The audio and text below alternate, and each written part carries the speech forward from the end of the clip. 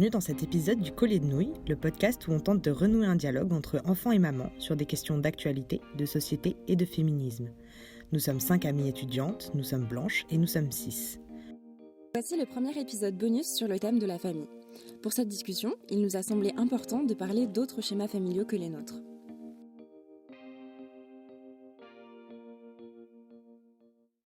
Alors, je m'appelle Manon, j'ai 24 ans et je suis étudiante en philosophie dans le but d'être enseignante en philosophie.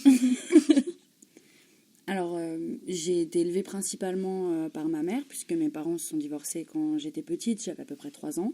Donc, je voyais mon père régulièrement, un week-end sur 2, pendant les vacances, etc. Mais du coup, le plus gros de mon socle éducatif, c'est ma mère qui me l'a donné. Et donc, elle a élevé mon frère et moi quasiment seuls. Vous aviez des bons rapports ? Oui, on avait d'excellents rapports. On avait une relation très fusionnelle avec notre mère. Et puis, elle est décédée quand j'avais 19 ans et que mon frère en avait 16. Du coup, ta maman, elle était malade ? Oui. Et elle a été malade pendant combien de temps ? Alors, elle a eu 2 cancers. Ouais. Le premier a été diagnostiqué quand elle avait 33 ans. Donc, mon frère et moi, on en avait 12 et 9. Et donc, elle a eu 5 ans de traitement pour ce cancer-là. Et après son traitement, un deuxième s'est déclaré. Et donc là, elle a été malade pendant 2 ans.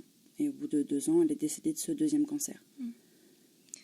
Et est-ce qu'avec ton frère, vous avez eu le temps de vous préparer ou... Je pense que on savait que de toute façon, on vieillirait pas très longtemps avec notre mère. Enfin, en tout cas, je parle surtout pour moi, parce qu'en réalité, je sais pas si mon frère y était vraiment préparé. Mais je pense que... moi, j'étais dans une forme de déni, au sens où intellectuellement, rationnellement, je savais que c'était une maladie grave qu'elle avait et que de toute façon, ça se soignerait pas. Éventuellement, on pourrait le stabiliser pendant quelques années, mais pas plus. Mais je pense que je voulais pas voir cette réalité en face parce que quand on est petit et même quand on est un peu plus grand, on a toujours l'idée que toutes nos joies, toutes nos peines, on pourra les partager avec notre maman et on veut pas regarder cette réalité-là en face parce qu'elle est trop dure. Donc voilà. Ouais.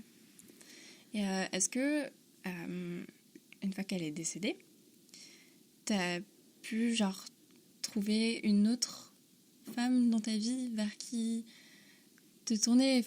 Oui, alors en fait, j'ai eu la chance depuis toute petite d'être entourée de beaucoup de femmes. C'est-à-dire que ma mère nous a pas élevées toute seule, complètement coupée du reste de la famille. On a eu la chance d'être élevées aussi bien par nos tantes, par notre grand-mère, notre arrière-grand-mère, etc. Et du coup, le jour où notre mère est décédée, c'est comme si les places s'étaient un peu redisposées dans la famille. Et notamment notre grand-mère, en fait, a vraiment...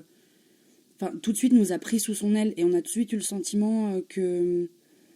après, je sais pas, j'en ai pas parlé avec elle, donc je sais pas comment elle a perçu ça, mais en tout cas, de ma position, j'ai vraiment l'impression que dès lors qu'on a enterré ma mère, c'est comme si ce rôle-là lui revenait à elle, dans son esprit. Et immédiatement, elle a pris cette place au sens où... elle était très mère poule avec nous, et elle l'est encore, hein, vraiment, même aujourd'hui. Si elle n'a pas de nouvelles de nous pendant une semaine, elle s'affole. Et voilà, elle est très, très protectrice avec nous. Donc oui, je pense que j'ai trouvé au moins un foyer, en tout cas. Oui, auprès de ma grand-mère, auprès de mes tantes. Et elles ont été d'un vrai soutien, pour le coup, aussi bien émotionnel que matériel. Et je sentais qu'il y avait une sorte de... que c'est comme si, en tout cas à l'esprit de ma grand-mère, c'est comme si la mission de veiller sur nous lui était revenue immédiatement. Ouais. Et du coup, si tu devais définir une maman? Alors, je sais pas. Je pense que d'abord, je la définirais comme un foyer, mais au sens étymologique, au sens d'un feu auprès duquel on se réchauffe. Parce que, moi, je sais que c'était vraiment... Ou alors comme un point de chute, en fait, où quand ça va pas, on sait qu'on peut retourner auprès de notre maman. Et alors, je dis pas que tout s'arrange nécessairement, hein, mais en tout cas, on peut espérer y trouver des réponses. Et au moins un réconfort, même si on n'y trouve pas de réponse, c'est...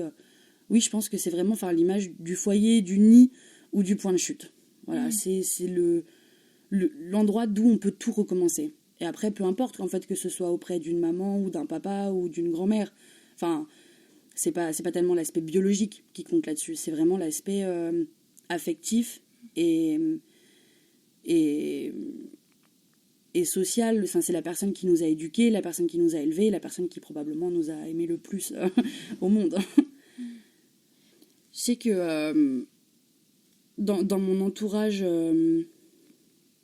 comment dire, pas dans mon entourage proche, mais dans mon paysage intellectuel ou culturel, je vais souvent avoir tendance à repérer comme ça des figures féminines fortes, mais plus parce qu'elles incarnent à la fois un modèle et presque un phare, au sens où il faut que, comment dire, intellectuellement, je me reconnaisse quand même dans ce qu'elle propose.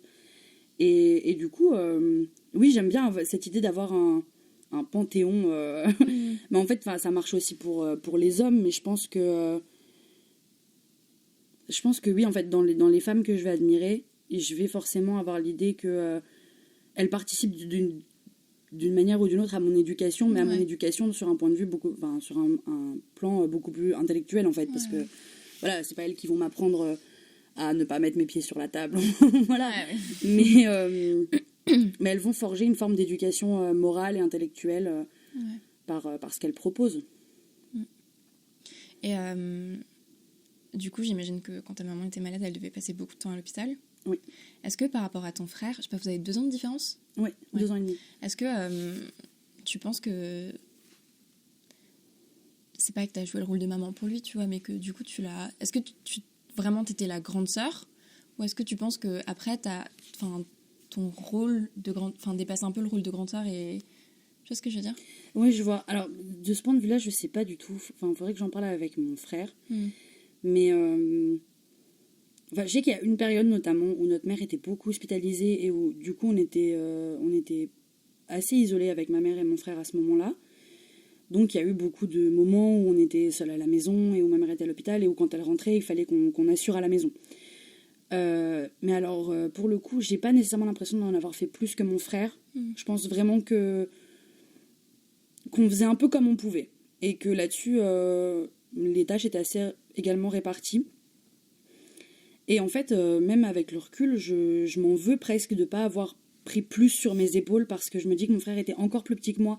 Alors, c'était déjà lourd à porter pour les épaules toutes frêles d'une enfant de 12-13 ans. Voilà, c'était déjà très lourd. Mais je me dis, pour mon frère qui avait 9-10 ans, c'est importable, quoi. C'est pas du tout français, mais c'est encore plus dur à porter. Et je me dis qu'en tant que grande sœur, j'aurais dû porter plus et j'aurais pu porter plus, peut-être pour essayer de le préserver davantage. Et en même temps, bon voilà, j'ai une espèce de voix de la raison qui me dit que de toute façon, qu'on ait 10 ou 13 ans, c'est pas à des enfants de porter ça et que, voilà, de toute façon, ça reste injuste. Mais, bon voilà, je sais pas, c'est vrai que autant on parle beaucoup de cette époque avec mon frère, autant cet aspect-là, on n'en parle pas beaucoup. Alors je sais pas s'il m'en veut aujourd'hui ou pas, mais moi je sais que parfois, ouais, je m'en veux un peu. Parce que je me dis, j'aurais peut-être pu rendre ça un peu moins lourd pour lui, mais en même temps, je sais pas dans quel état moi j'en serais sortie, donc voilà. En vrai, ça m'a toujours étonnée parce que t'en parles sans trop de difficulté, je trouve. Ouais, alors ça va. C'est quand même très dur. Enfin, je trouve ça fou. Bah... Après, j'ai toujours été plutôt bavarde. Enfin, j'ai jamais eu trop de choses que je disais pas. Et en fait, je pense aussi que c'est parce que au moment où ça nous est arrivé, j'ai eu beaucoup de monde avec qui en parlait immédiatement. Et voilà, et je suis quelqu'un qui parle quand même beaucoup de ce qu'elle ressent, etc. Et donc, vu que j'ai toujours eu cette écoute et on en a beaucoup parlé avec les membres de ma famille, bah finalement, oui, c'était très dur au début. Après, bon, je dis pas, il y a des jours où ça va, j'en parle aisément, et il y a des jours où, au bout de 3 phrases, je m'effondre. Mais voilà, donc c'est un bon jour. Mais, ça varie vraiment, en fait. Vraiment, c'est... Il y a des périodes où, voilà, je sais pas, je vais avoir besoin de relire des messages de ma mère parce que j'en ai besoin, ou revoir des photos d'elle et ça va. Et des jours où rien que le fait de repenser à un moment qu'on a vécu ensemble, ça va vraiment me faire de la peine. pour longtemps, quoi. Ouais. Tu veux des enfants? Je sais pas, j'y pense, mais je sais pas, je suis pas encore hyper arrêtée sur ce sujet-là. Ouais, ok. Tu sais pourquoi t'hésites? Non, pas tellement, enfin... Enfin, il n'y a pas de raison particulière. Non, il y a pas de... Non, il n'y a pas de motif qui me fait vraiment pencher vers le oui ou vraiment pencher vers le non, quoi. Ouais, ok. Il y a quelqu'un qui écoute ce podcast et qui a une maman qui est malade ou qui vient de perdre sa maman ou qui a perdu sa maman il y a longtemps. Est-ce que tu as des conseils?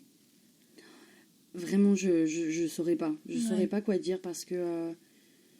en fait, je pense que chacun vit ça à sa manière. Et enfin, les schémas familiaux sont tellement différents, les histoires entre parents et enfants sont tellement différentes que je pourrais pas en fait proposer de conseils parce que moi je sais que vraiment ce qui m'a aidé à traverser cette période, c'est le soutien de ma famille, de mes amis, de mon frère, de mes profs aussi qui m'ont beaucoup épaulé quand c'est arrivé. Mais je sais que tout le monde n'a pas du tout cette disposition-là autour de lui.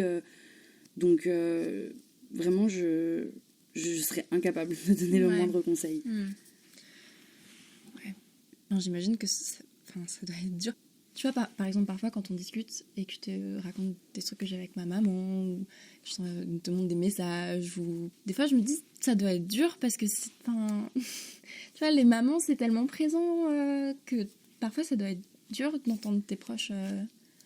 Non, moi ça va, parce qu'en fait j'ai tellement aimé ma mère et j'ai tellement toujours trouvé que j'étais chanceuse d'avoir une relation comme ça avec ma mère, que quand je vois que des amis à moi ont des super relations avec ma mère, en fait juste je suis contente pour eux, parce que je me dis c'est super, enfin franchement qu'ils en profitent à fond, et vraiment ça me peine pas du tout, et souvent je m'entends très bien avec les mamans de mes amis, parce qu'en fait voilà, je me dis c'est super en fait d'avoir ce genre de relation avec une maman, et voilà, il faut préserver ces mamans le plus longtemps qu'on peut.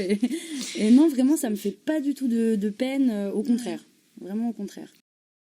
Est-ce que tu as des recommandations d'œuvres, de musique, de films, de livres ou de trucs qui te font du bien en rapport avec les mamans? Je pense à un film que j'aimais énormément et que je regardais beaucoup avec ma mère pour le coup. Mais qui me fait pas du bien parce qu'à chaque fois que je le vois je pleure énormément, mais c'est le film Tout sur ma mère de Pedro Almodóvar, où moi ce qui me touche profondément dans ce film, c'est le combat de la mère pour aller prévenir le père de son enfant qu'il est mort, et en fait la relation de la mère avec son enfant, mais du coup en fait qu'on voit en négatif pendant tout le film, puisqu'en fait je spoil rien, hein, l'enfant meurt dans les premières minutes du film.